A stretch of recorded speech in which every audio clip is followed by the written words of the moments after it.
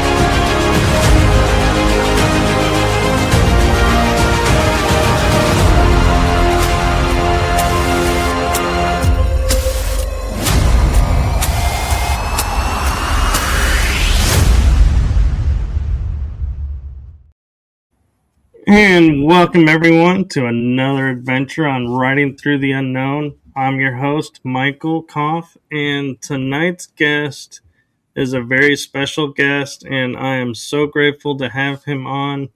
I had the privilege and honor to not only MC him at a conference, but to listen to his presentation.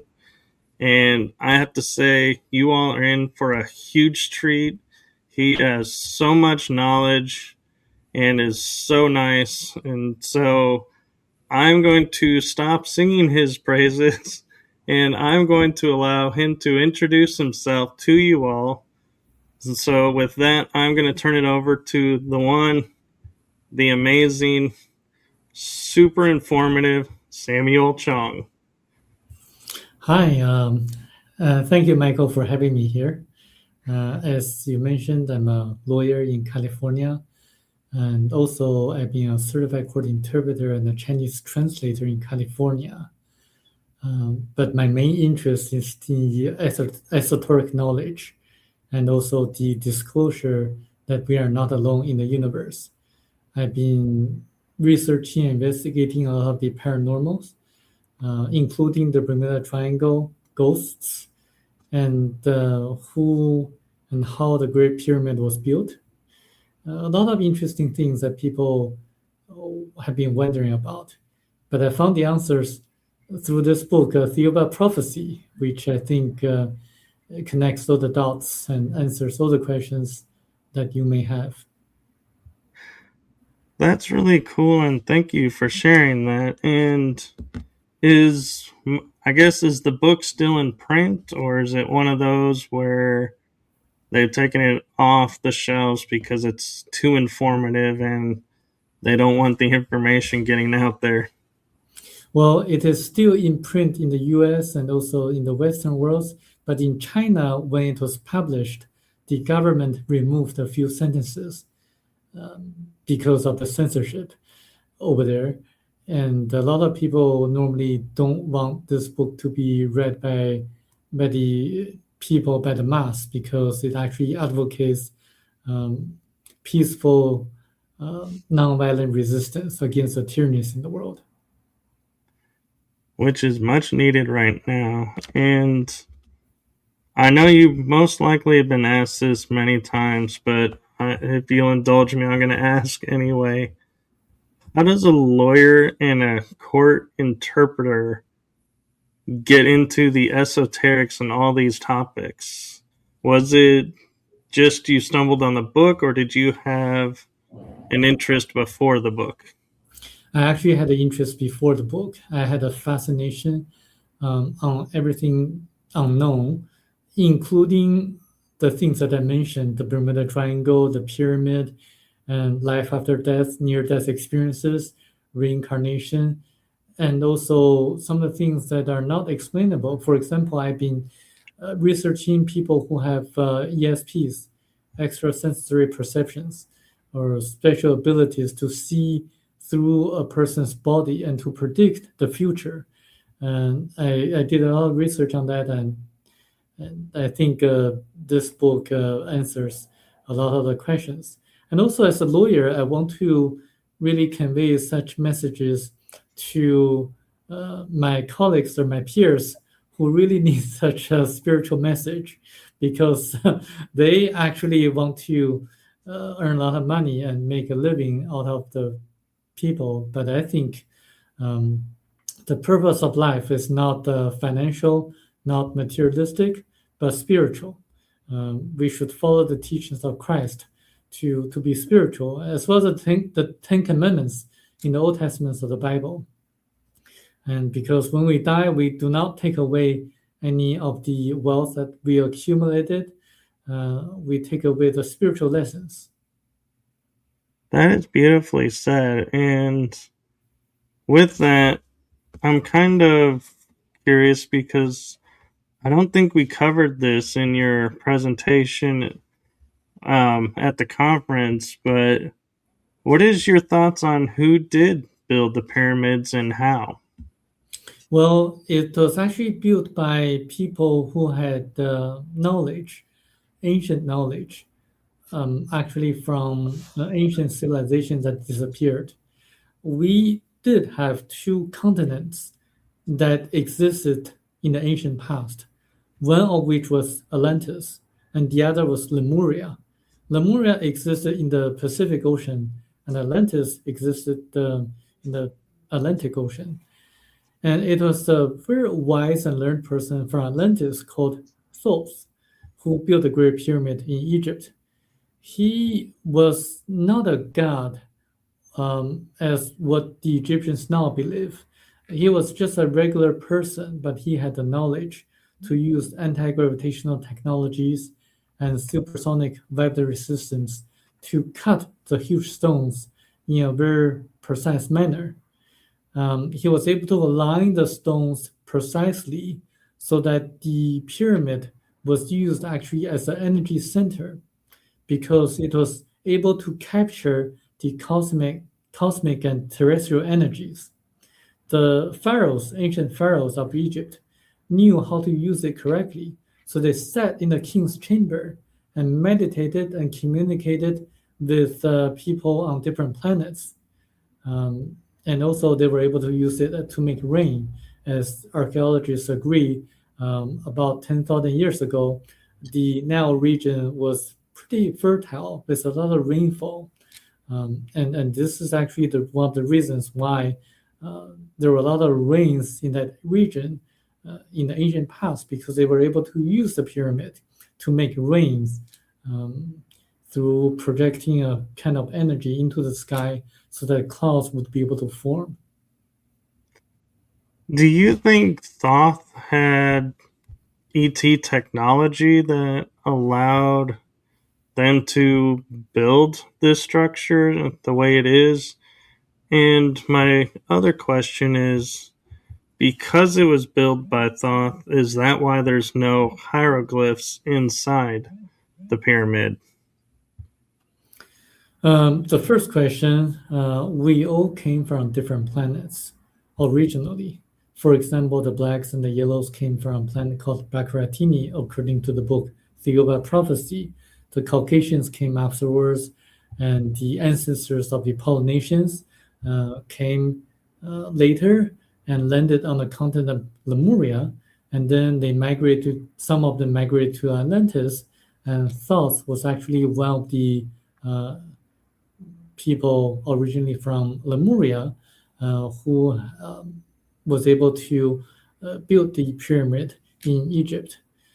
And to your second question, I think people need to realize that the pyramid was actually used as a tool to capture the cosmic terrestrial energies, and not to commemorate anyone else, or used as a tomb for the pharaohs. So as a tool, you don't really need a lot of writings on the wall because it's just a tool. People knew how to use it, and there's no need to give any instructions. And I think that's probably one of the reasons why uh, there are no heligraphs on the walls. But what you said could be correct as well. It could be another reason. Fair enough. And the only thing when I hear like it was built by humans, that makes me question this is the fact it's aligned to like Orion's belt and the Orion constellation, and we couldn't, in my understanding of ancient civilizations, and as I said, this is my personal bias, they didn't have information like we do to see the stars and to map it above on the ground. So, as above, so below. So, how did these pyramids end up lining up with the constellation? Well, the people, the builders in the past had the knowledge. They knew how the stars were aligned, and they were able to use these ultrasonic vibratory systems to cut the stones, but also use anti-gravitational technologies to align the stones in a very precise manner. So it's actually, if you think about it, it's actually pretty easy to do once you neutralize gravity. So you can move the stones to whichever location that you want them to be. So I think, and they definitely knew where the stars were, like how the stars were aligned, um, because back then they observed the stars and the planets, and they definitely had the knowledge how to make the pyramid align with the stars.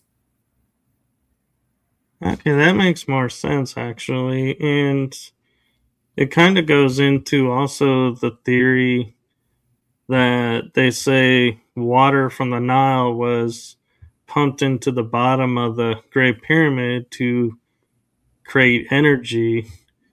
And so, since they diverted the Nile away to build another temple, it seems like the energy went dormant. Is that true in your viewpoint, or is that just something that coincidentally happened? I think back then, Nile River was actually in that region and providing a source of energy to the Great Pyramid, and also the other pyramids too.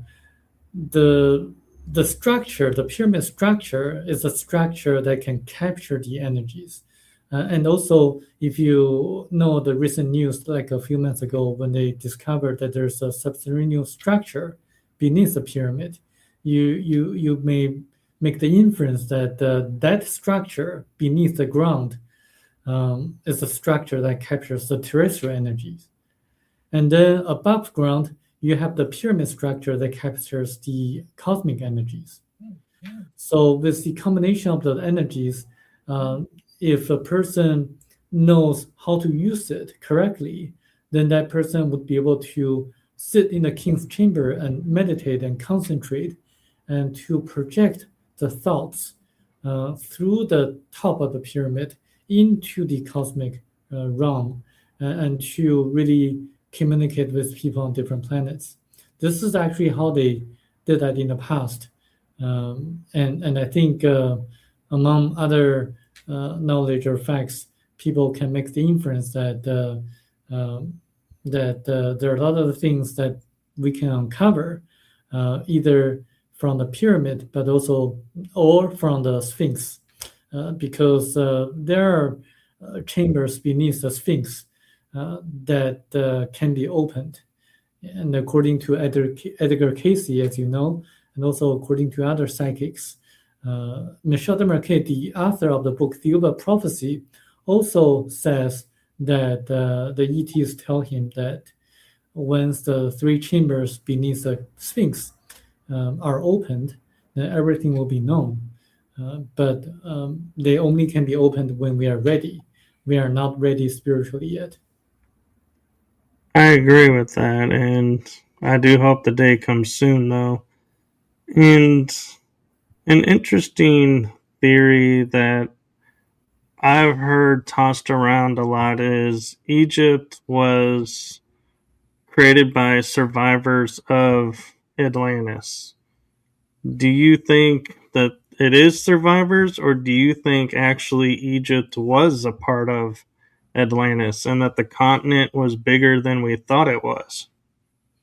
Well, Atlantis was a continent in the Atlantic Ocean, and Egypt was actually created by some of the survivors from Atlantis. Some other survivors went to Greece. So if you look at the Greek language, it's actually the language very similar to the language used in Atlantis. So there, but unfortunately, the continent sunk into the ocean, and since the burning of the Library of Alexandria, a lot of the knowledge was lost.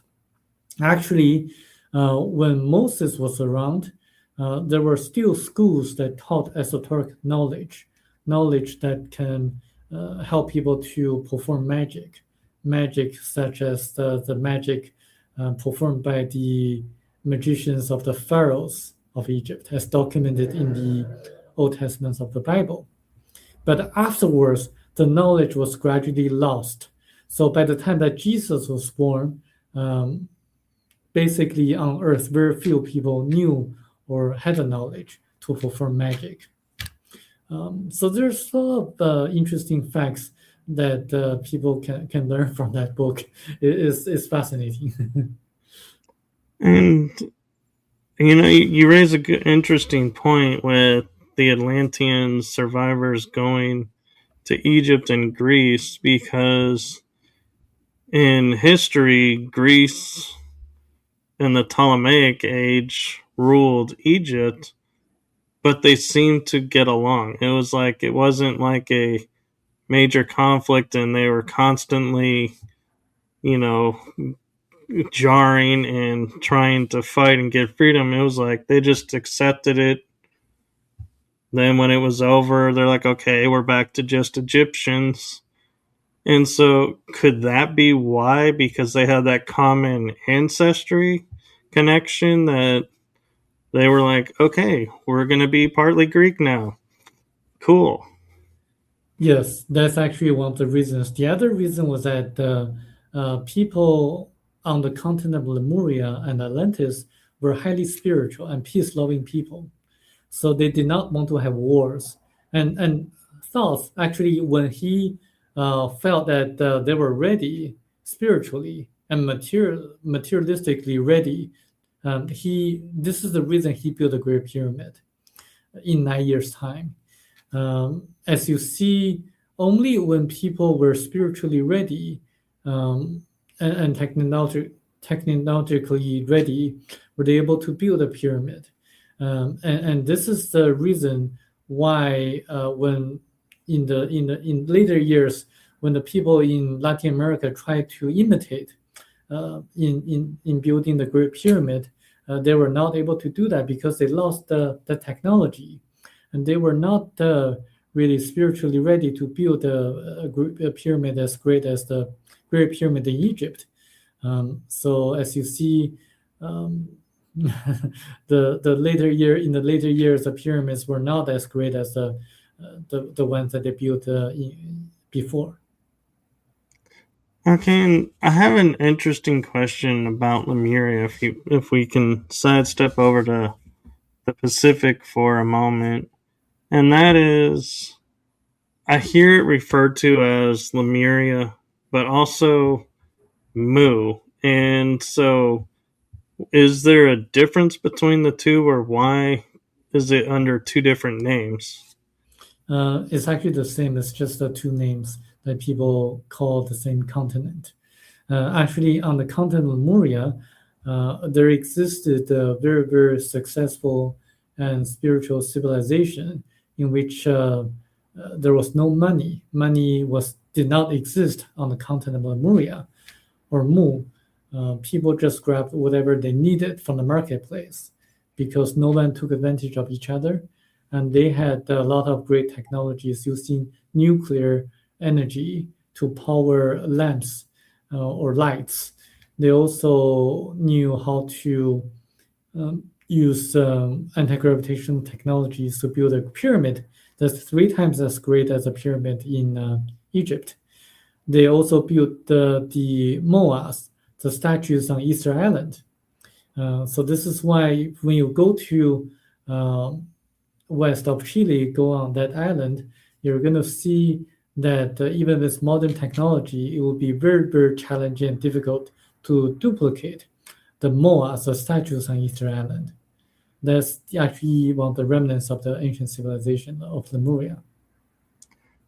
So, do you feel the Moab statues are they deities, or do you think they're statues of actual Lemurians? There are actually statues to commemorate the ETs from Theoba or Jehovah, this in which the author Michel Marquet encountered. Because in the ancient past, as I mentioned, the people on Lemuria, they were highly spiritual. They were ready to make the contact with extraterrestrials. And the extraterrestrials were in frequent contact with the people of Lemuria.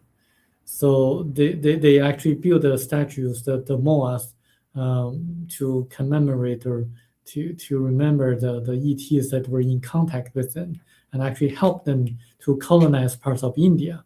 So this is why when you look at some of the paintings in India, you see a lot of gods and goddesses who appear to be on chariots of fire, or maybe they appear to be either not male or not female. They're kind of like gender neutral. So there's a reason for that. If you read the book, you're going to realize the reason for that.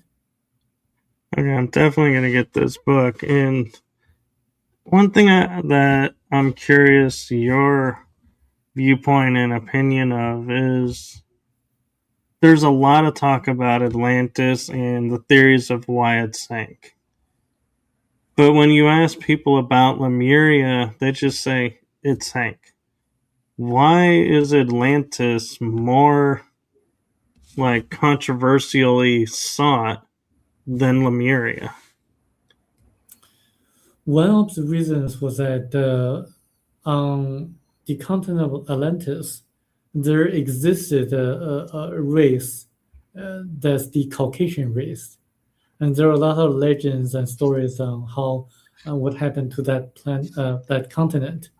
On Lemuria, it's actually sunk into the ocean earlier than Atlantis due to a natural disaster, earthquake, in which the author actually went to the past and saw actually what happened. And it's purely a disaster that they did not really anticipate. And you can read the book, but what's more interesting that the book also explains why there's a ET base on the far side of the moon, because when the people from a different planet try to migrate to Earth and land on Lemuria, they actually encountered resistance from the Chinese people. So they retreated back to the far side of the moon and build ET bases, and so that they could actually migrate their people little by little, step by step, so this is why some people say there were ET bases on the far side of the moon. Yes, there are still artificial structures, and also there were people who lived on Mars about 1.35 million years ago. There were life forms on Mars, indeed. But what happened was that Mars, the core of Mars, cooled down. So geologists and also astronomers agree that when the core of the planet cools down, it will no longer have the magnet shield that can capture the atmosphere. So the magnetic forces will no longer be able to capture the atmosphere. So Mars basically became a desert, a planet with no atmosphere anymore. So this is why life no longer exists on Mars.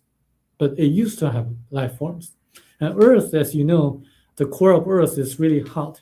the movement of the core, the liquid form in the core is the cause of the magnetic shield of Earth.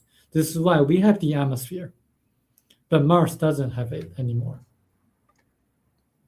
So with our core moving around, and they're saying like the northern point geo or magnetic north is moving much quicker now.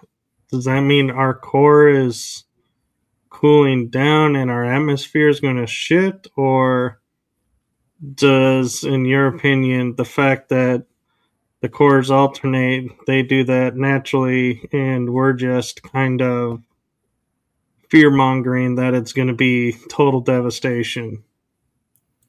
It definitely shifts, but the ultimate demise of Earth is not going to be the cooling down of the core. Well, I mean, the people on Earth is we are going to be facing another catastrophe, actually several. One which is that we probably, if we don't change the ways how we live nowadays, we're going to destroy it ourselves. That's the most danger that we're facing nowadays. We need to be more spiritual. And the other danger is that our moon, is actually moving um, sooner or later that is going to strike Earth. And this is actually proven by Avi Loeb, the Harvard astrophysicist. When Joe Rogan asked him about a question about the moon, and he says that very few people talks about it, but the moon is actually going to hit Earth sooner or later. And this is actually the same thing is told to us by the ETs from Thiuba. They tell Michel de Marquet that in about 200,000 years or so, the moon will hit Earth. And then if we don't migrate to a different planet, that will be the end of the human life on Earth. So before the core of Earth cools down, we are going to be facing several natural disasters.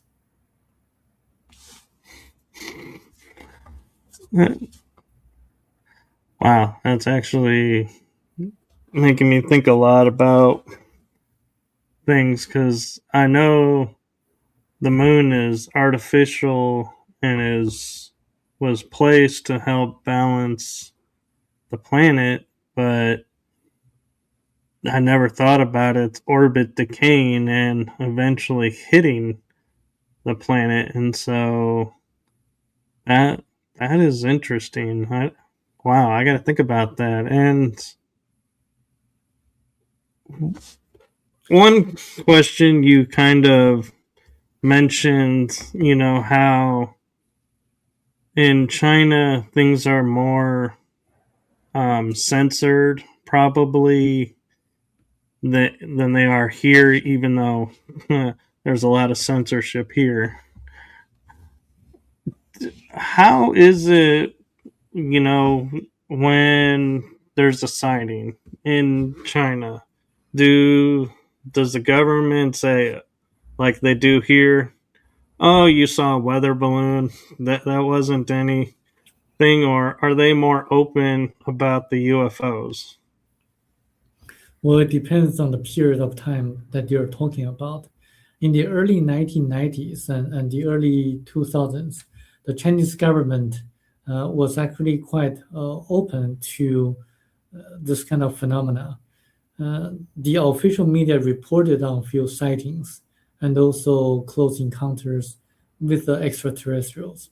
And they are actually well documented, and there are investigators who performed psychological examinations on a person who claimed that to have contact with the ETs, also lie detector tests as well.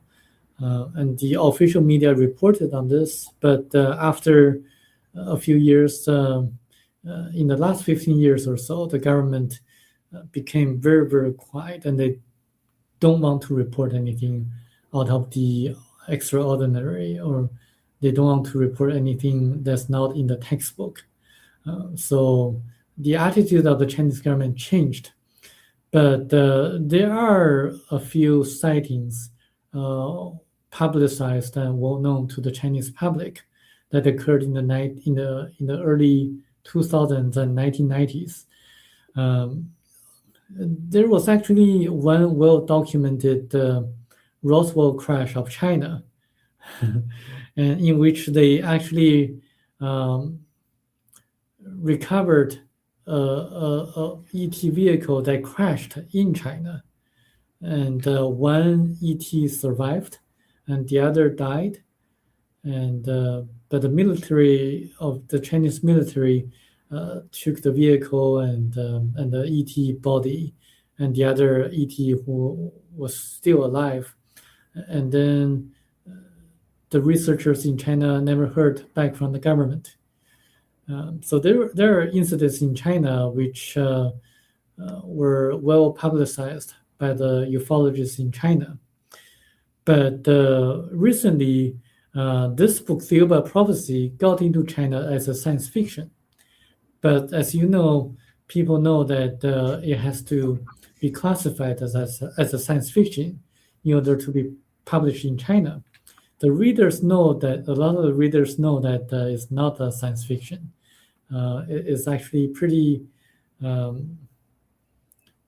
There are a lot of detail that can be verified, and I think in that sense, the Chinese public is well ahead of the American public in learning about the ETs.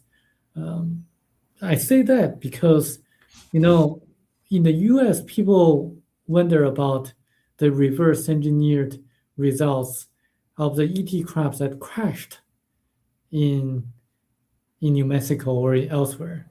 They crashed, indicating that their technologies are not that advanced. The ETs who got in touch with Seattle Machado Marquet, their spacecraft did not and will never crash on Earth. As you read the book, you're going to discover that there are different kinds of ETs in our Milky Way galaxy. There are the ones who are very, very advanced, such as the Theobans, and there are the ones who are not so advanced, like the Grays, whose spacecraft crashed. So in that sense, if you really think about it, the Americans are learning about from the Greys, but the Chinese are learning from the Theobans. The Chinese public is learning from the Theobans. So the Chinese public is learning from the masters. And the American public, or maybe some of us, only learn from our peers. So you see the difference. So I've been trying to help the American public to become more aware of the masters of the ETs, and to learn from the ETs whose spacecraft did not and will never crash on Earth. So I wonder, is that why perhaps in optics China is late to the space race, where we had in the 60s and 70s and 80s US versus USSR, the Soviet Union, which is now Russia, for the newer generation who won't understand what we're talking about when we say USSR. And because we were learning and backwards engineering from the Greys, that we raced to get into space faster, where China was like, yeah, you guys go ahead and race out, and you guys are going to have all these issues, and we're going to go into space the right way. And that's why it took longer for people to hear about China entering space. Well, if you noticed, I did not say the Chinese government is learning from the masters. I'm saying the Chinese public is learning from the masters. The Theobans are not working with the Chinese government. There's a difference between the government and the people. And I emphasize that because the government is doing their own thing. And if you look at the great revolutions of the world, they all came from the people, the mass, because the revolutions will only be able to last longer when they have the support of the people. So I say that the Chinese public is learning from the masters. I'm saying that the Chinese public, the Chinese people, are gradually waking up. I'm trying to encourage the American public to wake up as well and not to be dwelt on the graves because their spacecraft crashed. The Americans are not really learning from the masters, I mean the public. So if you really want to succeed in really making a great change of anything, you really should take the grassroots approach to really have the people to initiate any of the changes that you like to see, not relying on a specific politician. A lot of people give a lot of high hopes to Bill Clinton to disclose that the government was in touch with the ETs, but he didn't do anything. Hillary didn't do anything, and the Bush family didn't do anything, and then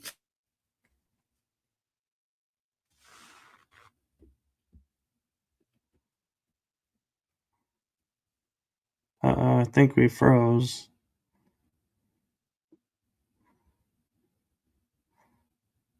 Let's see if we can get him back. you still hear me? Okay, Okay, you're back. You froze for a moment. I see. The last thing we heard was that Bill Clinton and Hillary didn't do anything, and then you froze. Yeah, I mean, we should not rely on the politicians. If you really want to make certain changes, you should really focus on the people because the politicians rely on the people, and we should really take the grassroots approach and fundamentally make the change that's initiated by the people. It's interesting you say that because I'm visually like replaying in my mind the movie The Martian. I don't know if you saw that one, No. but we send a team up and onto Mars, and they end up leaving one Martian behind, and he has to learn how to survive. And America can't build a shuttle to get there fast enough. And China's scientist calls up and says, "We got a shuttle you can use, and we can retrofit it." And it's interesting because I think it was like our scientists working with the Chinese scientists, and they were able to get up there and rescue the astronaut. And when I hear you saying, it's not the government, it's the people, I kind of have to sit there and wonder, where do the scientists fall? Do they fall in the category like here in America where they answer to the higher up, government agencies to control what they can research and not research? Or do they have more freedom over there? In China, the astronauts and the scientists, they don't have any freedom. They're protected by the government. So they have to listen to the instructions of the government. But I really want to emphasize, I don't know if you know this, but if there's a disclosure, the Israeli Space Agency will have to be involved. And there's a reason for that. Because we all came from different planets originally. And the Hebrews came from a different planet. This is why in the Old Testament of the Bible, they were the chosen people. And if you look at nowadays, if you look at some of the things about the Jewish people, you're going to see that they're really unique. They account for only about 0.2% of world population, but 22% Nobel Prize winners are Jewish people. They excel in the fields that they go into, in the business field, in the legal field, in the entertainment field. So they're statistically significant. Like if you look at some of the statistics, the Ashkenazi Jews in the U.S. they live 5 years longer than the average Caucasians in the U.S. So this is actually statistically significant, and there's a reason for that. Because when you read the Old Testament of the Bible, you're gonna read people who lived 800 years or 900 years of age, and gradually their longevity got reduced, and there's a reason for that. If you read the book Theoba Prophecy, you're gonna know the reason. You're gonna know why the Hebrews were the chosen people.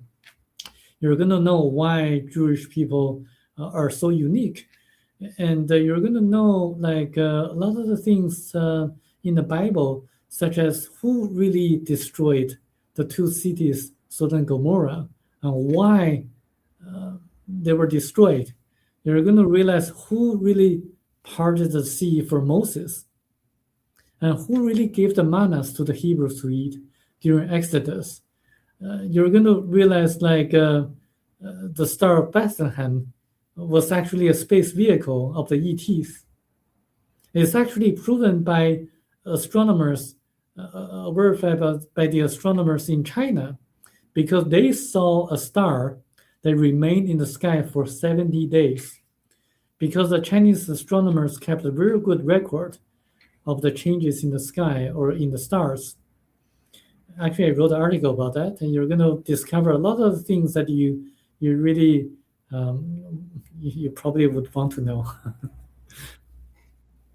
No, that's true. And the one thing that I'm curious your thoughts on too is, as we're talking about disclosure and everything, is a lot of people are saying like religion will not survive the disclosure movement because there's so many, I don't want to say lies, but disinformation or misrepresented information that's come through the religious orders over the centuries, that when disclosure comes, that's all going to be revealed. And it's like, I feel like it's going to be humanity is going to turn their back on it. Do you think that's the future of what's going to happen with religion and disclosure, or are people going to find a happy medium with it? I think it really depends on how the current organized religions transform themselves. If they are insisting on being the pastors or the priests that people have to listen to, then they're probably not going to survive, because actually religions is actually a curse on earth. It's actually the number 4 danger on earth according to the ETs. Number 1 being money, number 2 politicians, number 3 journalists and drugs, number 4 religions. And we should be spiritual but not religious, because organized religions tend to serve their own interests. We should be spiritual, meaning that we should follow the 10 commandments of Moses and the teachings of Christ, and to be kind with one another, and to really be compassionate and love one another. And also during the compilation or canonization of the Bible, certain concepts such as reincarnation were removed from the ancient scriptures. Because if you really do a lot of research, you're going to realize that medical doctors, like scientists like Dr. Ian Stevenson, studied people who remember their past lives, people who can prove reincarnation, the existence of reincarnation. Dr. Michael Newton, Dr. Brian Weiss, and Dr. Raymond Moody all are medical doctors. They all can show that reincarnation exists. The Indians and the Chinese people believe in reincarnation. The Westerners in the US and Europe, they don't, because of the Christianity, the Christian religion, and because they removed the concept of reincarnation from the Bible. This is why people in the Western world don't believe in that. So if there's a disclosure of the existence of the ETs, then it really depends how the religious organizations um, respond to such news. If they become like the roles of mentors or teachers, encouraging people to be more spiritual and to follow the teachings of Christ, then they're able to survive. And I think people need to realize that Jesus and Christ existed in the past, and they were spiritual masters, and we should follow their teachings for sure. Um, but religion is a curse. I agree because it, from my research and personal studies, I found that metaphysics and spirituality are like unity, where religions are like you're either Catholic or you're Roman Catholic or you're Protestant or you're there was no unity. Everybody was fighting against each other, and it's like, what is going on here? You know, and they would be like fighting over the most smallest detail of a story and being like, no, we cannot get behind you because of this. And it's like, so don't. But why, tell people like Jewish are like, you got to marry Jewish. Catholics are like, no, don't you can't get along with Lutherans. I've never really understood why they want such division. Yeah. This is why, like, if you really want to know why there are so many wars and divisions in the world, there's another book that I would recommend you to check out. It's called The 334 Lies. Uh, I'll just leave it there because it's a very disturbing book. Talks about how the author of that book became the highest degree chair of a secret society that was founded in Germany. And I used to think that's the Illuminati, but actually that secret society is actually more dangerous than the Illuminati. They have psychic abilities, but they use their abilities in the wrong way. They had the knowledge using a specific form of astrology and numerology to see the past and predict the probability of the future. They manipulated politicians and business leaders without them knowing that. So it's a very dangerous organization that the author revealed.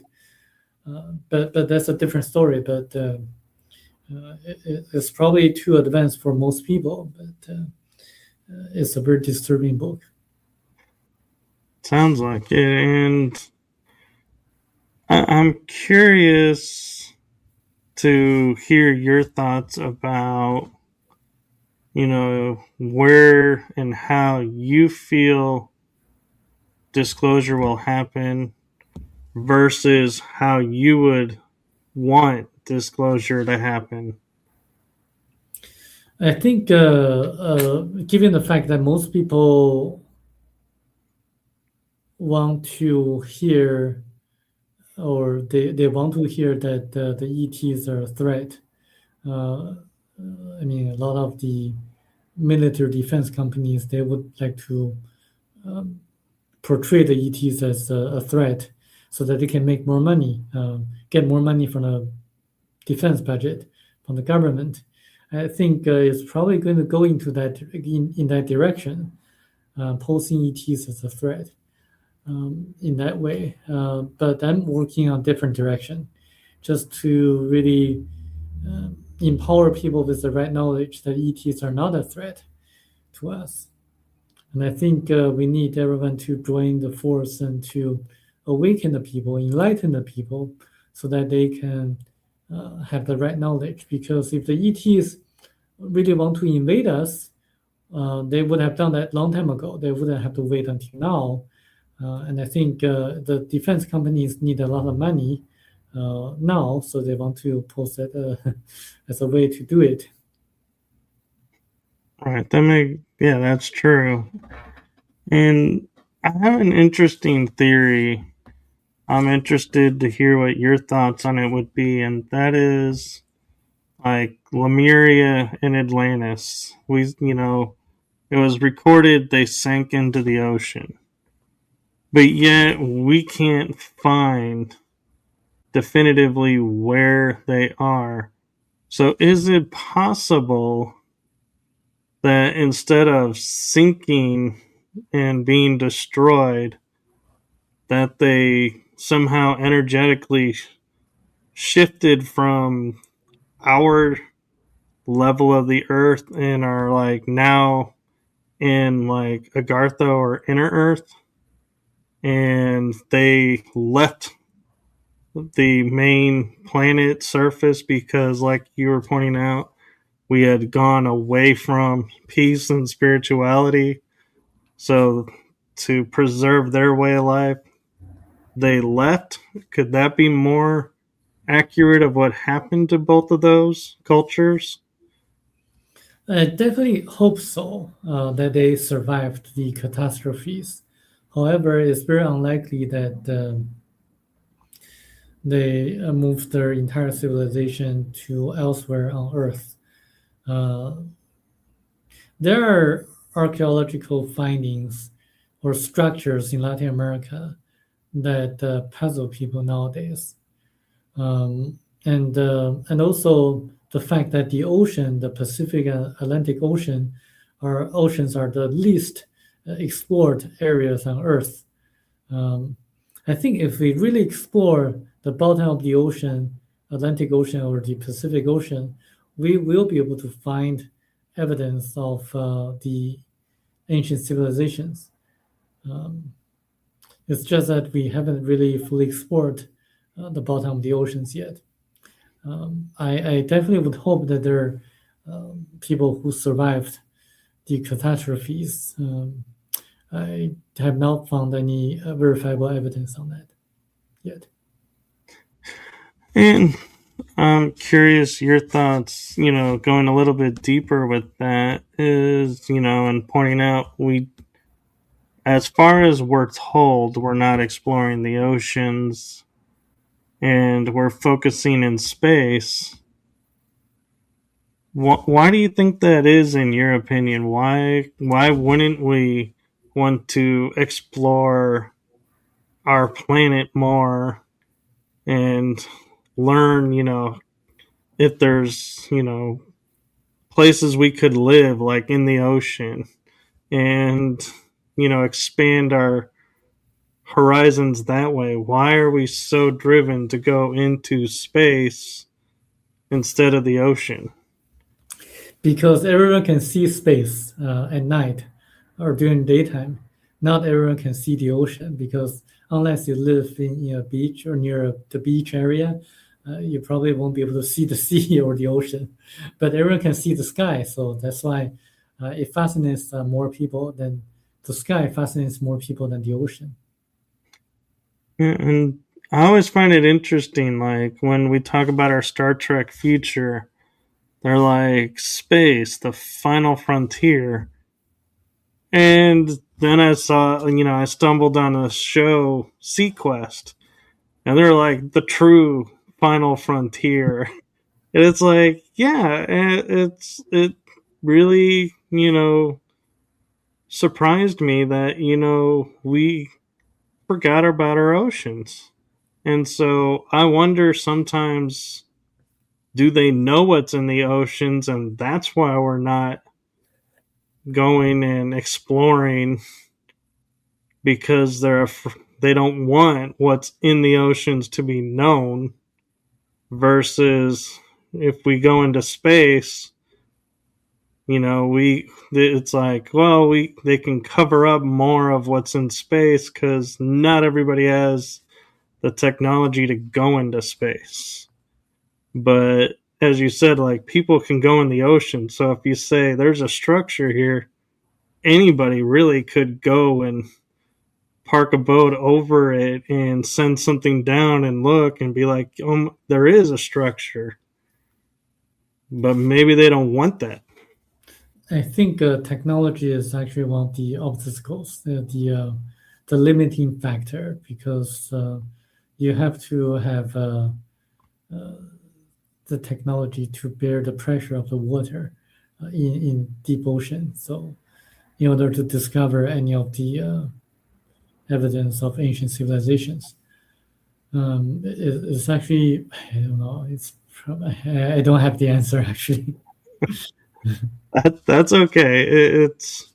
It's all theory because we can surmise, sending a remote camera unmanned vehicle down and can explore that way. And so, but that costs money and costs money to go into space. And so it's like, yeah, it kind of in your mind, you're like, it's a 20/20 or 50/50, which way you want to go. But yeah, it just, and I wonder, could the ETs be behind also why we don't look at certain parts of our oceans versus there are certain spots in space we don't look because of the ETs. Could that be why? Um, I know there are UFOs or UAPs in the ocean too, and because water is really not a barrier for their technology, um, and also their locations in space that they come in and get out of Earth. If you read the books written by David Paulides, the Missing 411 series of books, you're going to realize that there are portals or warps in space that the ETs take advantage of, and then they come in and get out of Earth from those portals. It's actually also mentioned in the book Theoba Prophecy.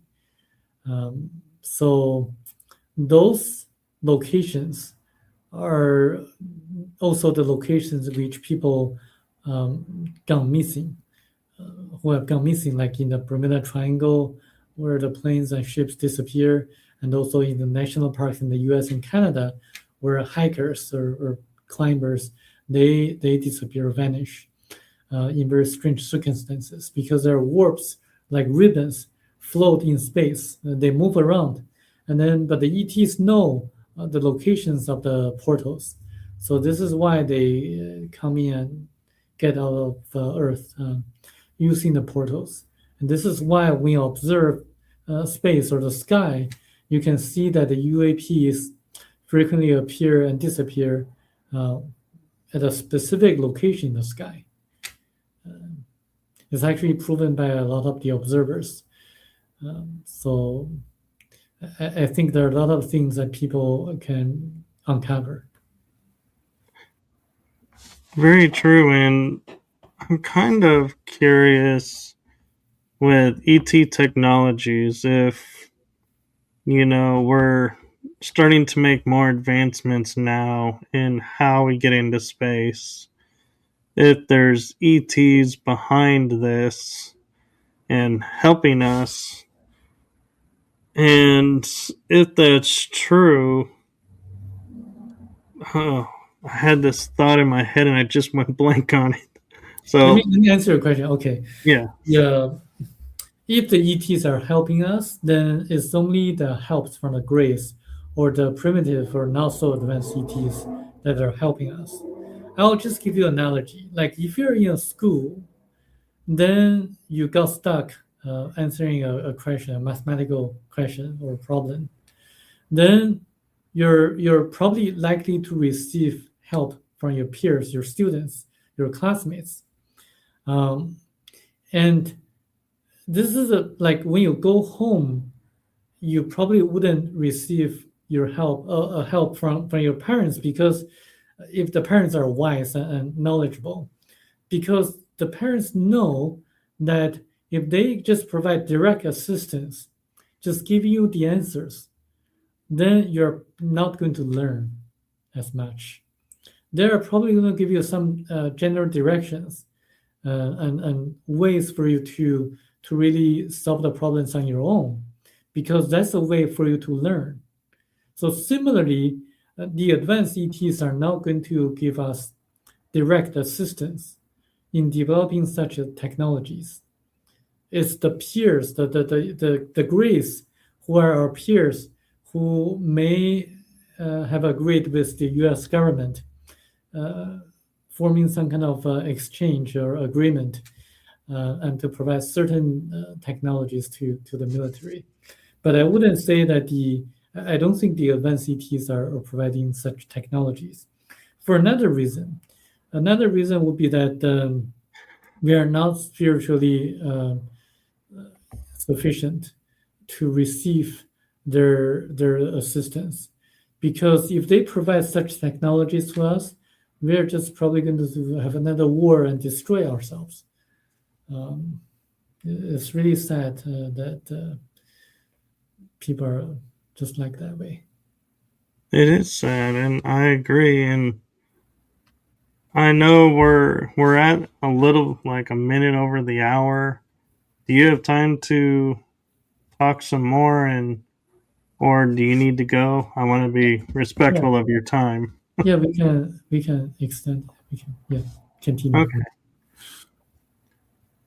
One thing I'm curious, when we're talking like ET technologies and that, are being talked about coming, like I'm sure you've heard the term medbed, which is supposed to be quantum holographic interface, which is supposed to heal our bodies and restore us to our normal lifespan, not the short lifespan we've been created to.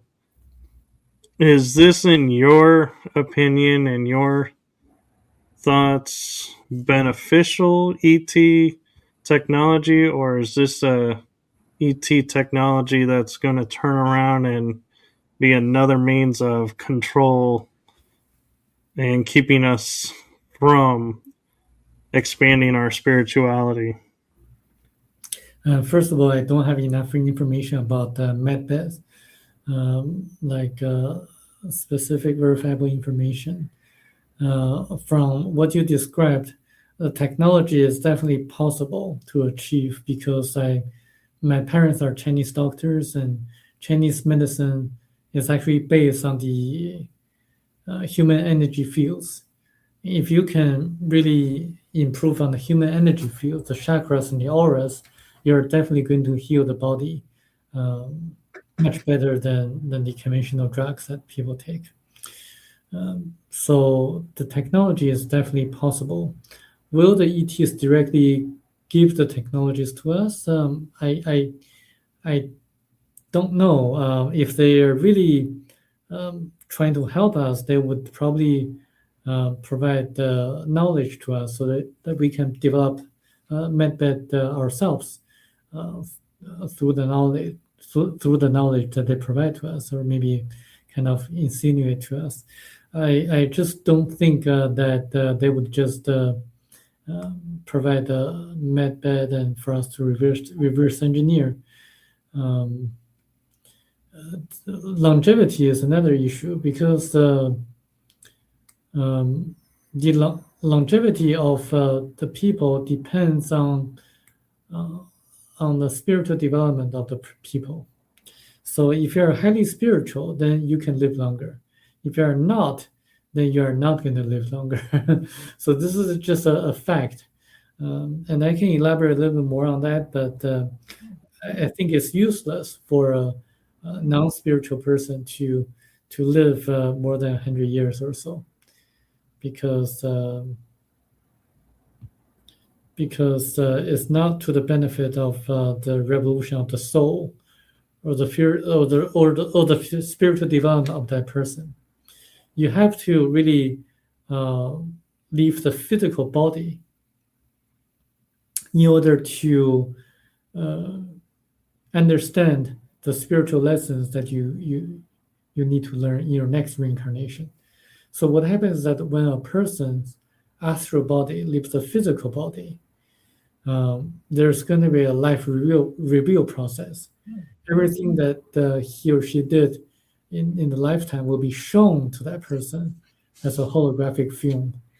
Um, and everything will be felt by that person, not only his or her own feelings, such as pain or happiness, but also the people who interacted with that person. So it's like a holographic experience.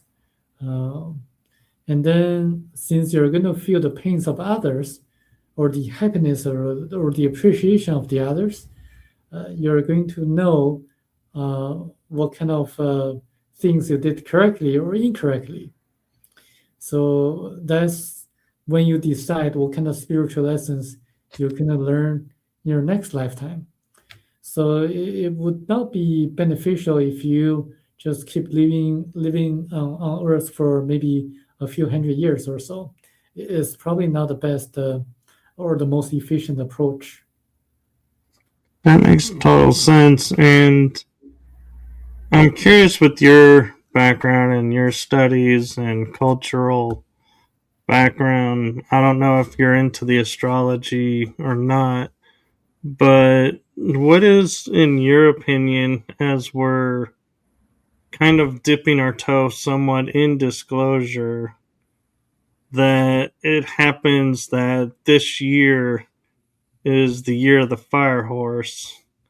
Is there significance to that and kind of guidance and, leading to the more spiritual side through the fact that we're in the year of the fire horse, or does that just coincidentally just happen and they're not really related?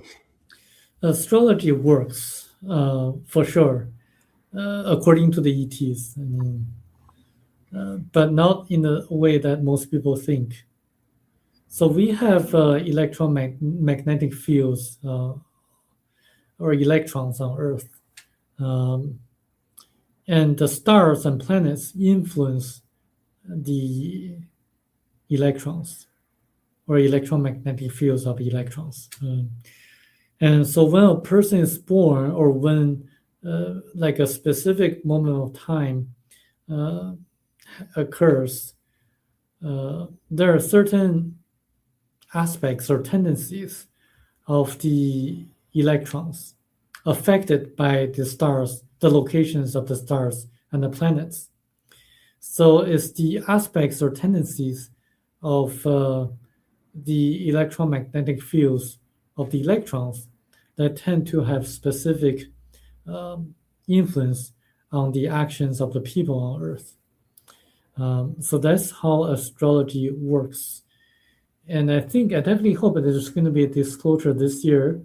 And I've been pushing so hard for people to read this book, Theory of Prophecy, because it talks about the author's encounter with highly advanced ETs, the ETs who are more advanced than the Greys, the ETs who have been watching over us throughout history of mankind on Earth, as documented in the Bible, the Old Testaments and New Testaments of the Bible. And I think they have been acting as our mentors, helping us, giving us nudges from time to time to develop our spirituality. And you can read this book as a science fiction or as a fantasy novel. It's a very good read, and it's a page turner. But you can get a lot of things out of the book because it has a lot of practical advice or practical values. For example, it emphasizes that one of the most overlooked sentences in the Bible or teachings of Christ from the Bible is that the kingdom of God is within you. When you have challenges in life, you should look inside for answers. Look inside and follow your intuition, follow your gut feelings when you have difficulties to decide one way or another. Also, it tells you how to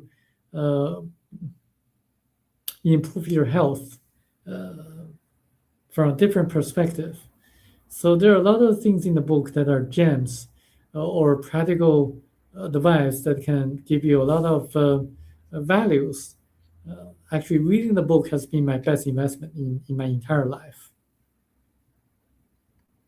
That is a really high praise for a book, and so I do hope a lot of people do check it out. I'm going to personally check it out and look through it. And I just remembered a thought that I was going to ask you earlier in the episode when we were talking about reincarnation, and my mind just reminded me, and that is, in your opinion, why do some people believe past lives are possible but reincarnation isn't? And vice versa, saying, oh, reincarnation is possible, but there's no such thing as a past life. To me, you can't have one without the other. But I'm curious if you've come across that and your thoughts behind that. I agree with you. They have to coexist in order to make sense, common sense. We constantly evolve spiritually through the different reincarnations. Actually, the author Michel was taken into his past lives. He was shown his past lives. So in each of his past lives, he had a different spiritual lesson to learn. And we do that all the time too. I mean, we evolve, and we actually reincarnate not only on Earth but also on different planets. Some people have young souls, some people have old souls. So this is probably why some people do not realize that reincarnation exists. Some people immediately know from the knowledge accumulated from of their past lives that reincarnation exists. Some of them remember their past lives, especially when they were young. When they were young, they tend to remember their past lives. So it's quite evident. It's quite to me it's it's quite easy for people to know that reincarnation and past lives exist.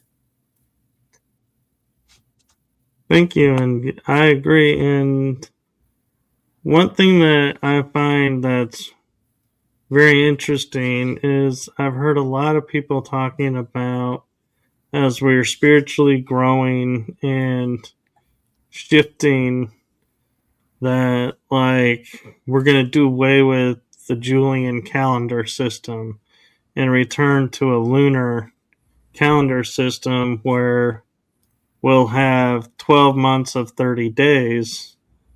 And what I find interesting is a friend, Laura Ferguson, and I were looking at this and going, Sumeria had it, the ancient Egyptians had it, all the ancient cultures had it in that region.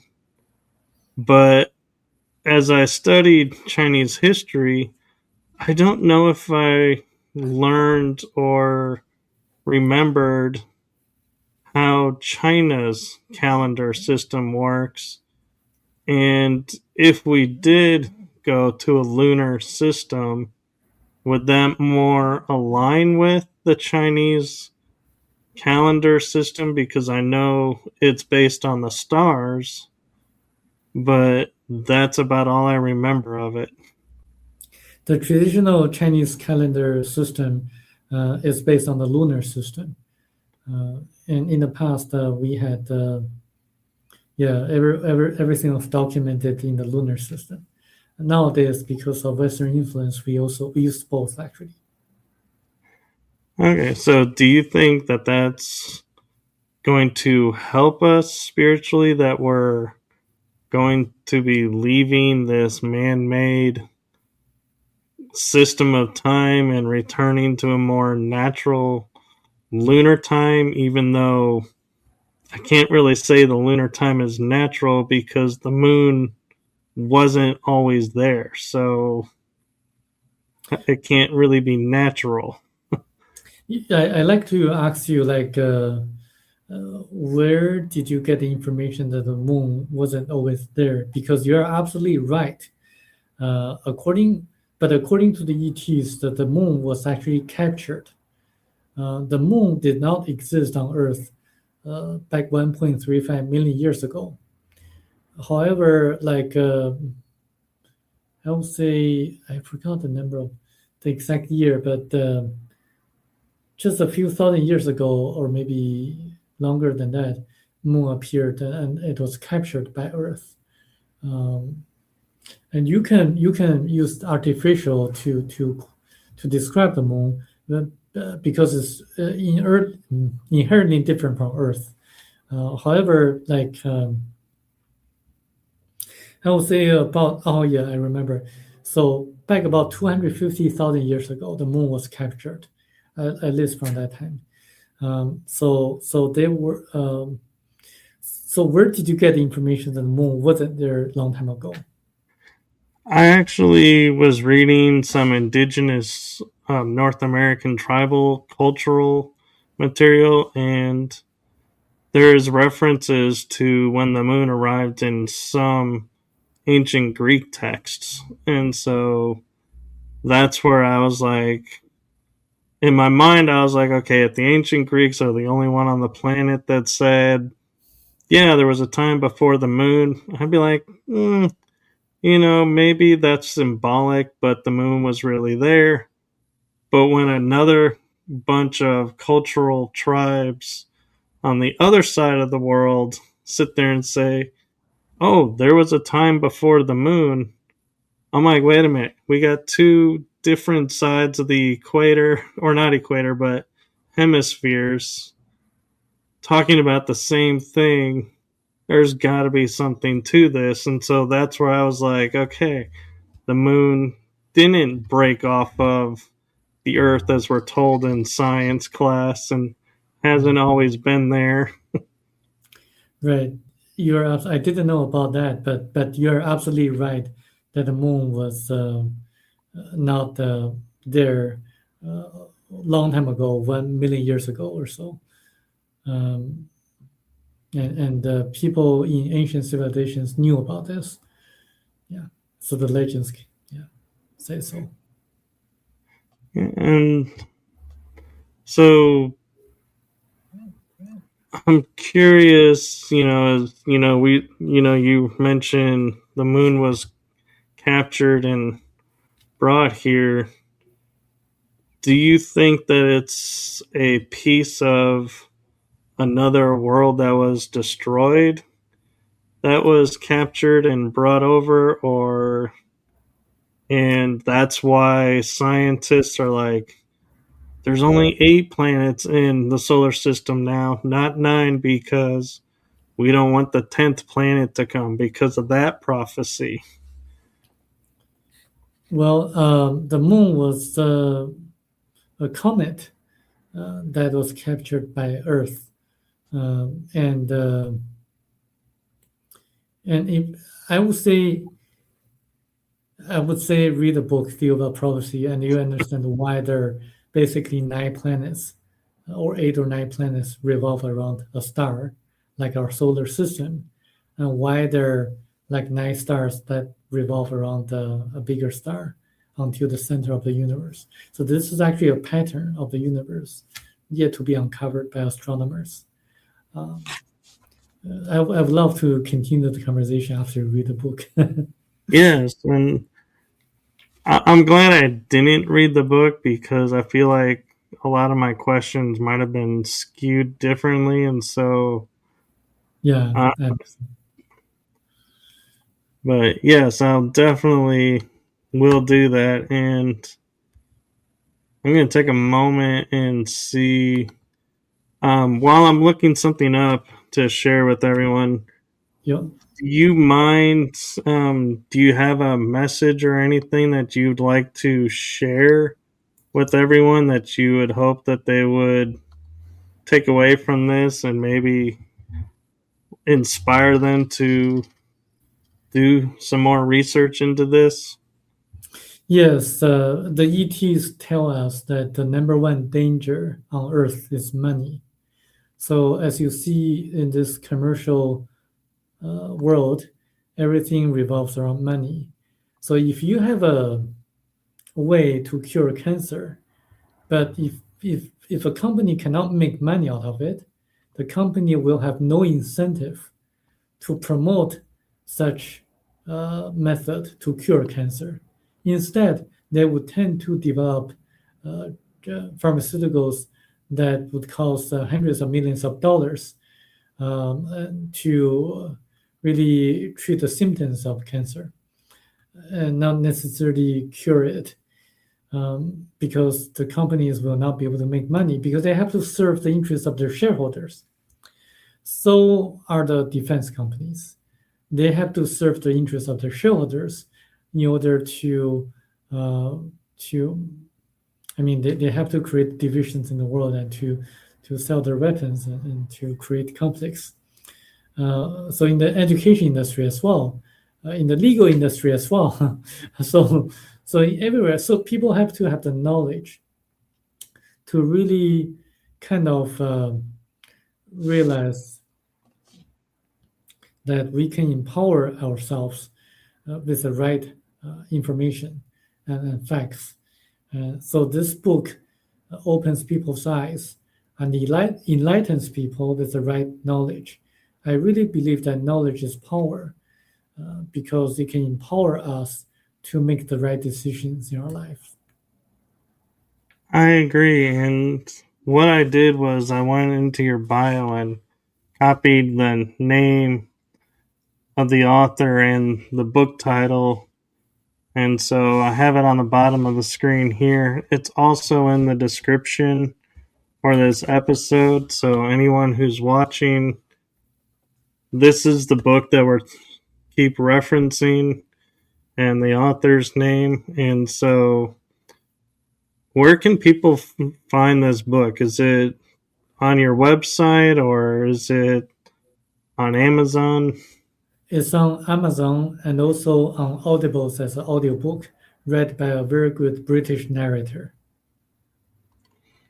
Okay. And so if people have questions to you or want to understand more about this, is there a place that you would prefer they reach out to you and talk to you about it? I would prefer they reach out to me on LinkedIn uh, or on Facebook. Okay. That's Wow. social. Yeah. I didn't even know you were on Facebook. I found you on LinkedIn. Yeah. And so his LinkedIn, I do believe, is in the description. So you can reach in there. And I can personally say that he does respond rather quickly. So, and if not, he'll explain why. And so don't, message him and then think he's ignoring you if he doesn't get right back to you. Is and so that's why I wanted to mention that is we talk on LinkedIn every once in a while, and so he does respond. So don't feel ignored if you don't get a response in a day. Is he will respond? That I can guarantee you. Yes, I do respond. Well, thank you for coming on, and thank you for sharing your information with us. And I have just one last message from me and my show to you, Samuel, and that is from my heart and the heart of my shows to you. Thank you for what you're doing for humanity. It is seen and it is appreciated. So thank you. Thank you, Michael. And do you have anything coming up that you want to promote or any projects coming up? I'll be speaking at the Ozark UFO conference in Arkansas in April, and also speaking at the Canadian UFO conference in October. So those are my upcoming appearances. Wow, that's really cool. So if you're in those areas, go check it out. His presentation is very interesting and very well presented. I was amazed at the connections that he was making and was able to show them. So if you get a chance, do check it out. And thank you again for coming on and being a guest on my show. I know when given opportunities, we all view it with a little scrutiny and like to vet each other because you never know what's going to happen. So thank you for trusting me and coming on, and I greatly appreciate it. And hopefully, we'll have you on again. Great, thank you. And with that, we're going to say good night, everyone. Have a wonderful day and rest of the week. And depending where you are in the world, make it safe because the weather is coming. And I don't want to go into the quote unquote, what was that TV show? Oh, it was on HBO. Game of Thrones with the winter is coming scenario. So thank you all and have a wonderful night. Excuse me. With that, good night, everyone. Bye bye.